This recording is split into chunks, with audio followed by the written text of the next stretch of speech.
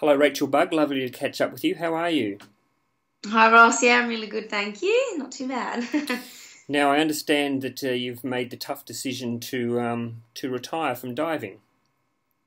I have. It wasn't an easy one. It was a big part of my life, but I come to the decision that this is the best option for me, and yeah, it's a big decision, but I'm glad I made it. So.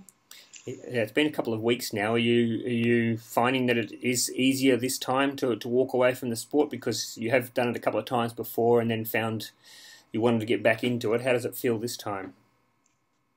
It's definitely easier this time because I know it's the right decision because I'm leaving still loving the sport. Both times previously when I left, I was really not enjoying it. Really disliked the sport, and that's really sad when it was such a big part of my life. So, I still do love the sport, and I still keep in contact with everyone and see what everyone's up to, and I love to know what's happening in the diving world. But I just don't want to be an athlete and a part of it like that anymore. So. And I know you've got so much else happening in your life. You've got a great job and all that now. So it's not as if haven't got things to keep you occupied, is it? Oh no, definitely not. Definitely not doing nothing. I'm definitely not a lady of leisure. Very busy working. Some days are quiet, but some days are very long. Yesterday I did a 12-hour day in theatre, so it's very busy. I'm moving house, so it's all happening at the moment in my life. So just tell people, if you don't mind, tell people what you're doing now. Where are you working now? I work for my dad's company. It's an orthopedic company, and he's a distributor for artificial hips and knees. So, and Rachel, you've had such a great career diving for Australia, and you've had a bit of time to reflect now. What have been some of your highlights of your career diving for Australia? there's so many highlights, and there's so many things that I take away from the sport. And I go down memory lane all the time and think about the amazing trips and how lucky I am to have been able to make them and represent my country. But definitely the Olympics. I mean, now I'm a retired athlete still for the rest of my life. I'm, going to be known as an Olympian, and that's a pretty big honour, I believe.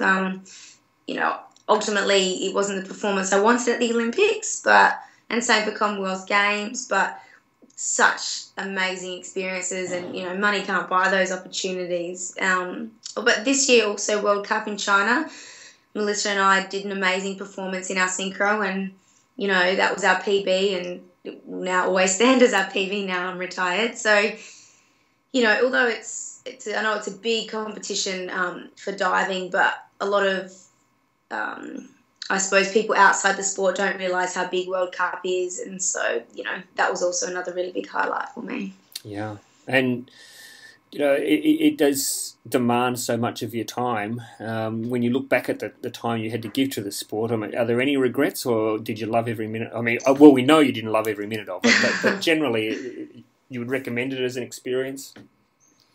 Oh, definitely. I don't have any regrets. I can't look back and change anything. It's diving has given me so much, and I do love the sport. I think it's an amazing sport, and I have been very lucky to travel where I've travelled and be part of so many Australian teams.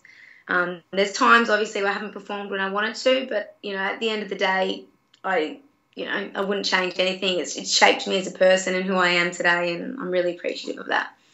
And Rachel, are you going to be lost to diving forever, or is there a chance we might get you back someday in a coaching role or a mentoring role, or do you see yourself as being the sort of person who'd like to get involved in that regard?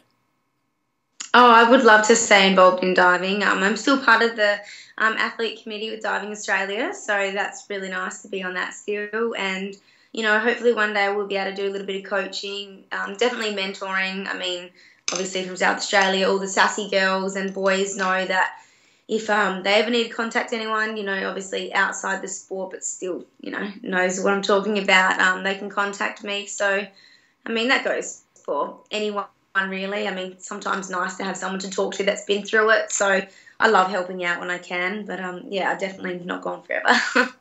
And of course, we've got the Nationals coming up next month in South Australia, in Adelaide, I think. Is there a chance you might pop in and say hello?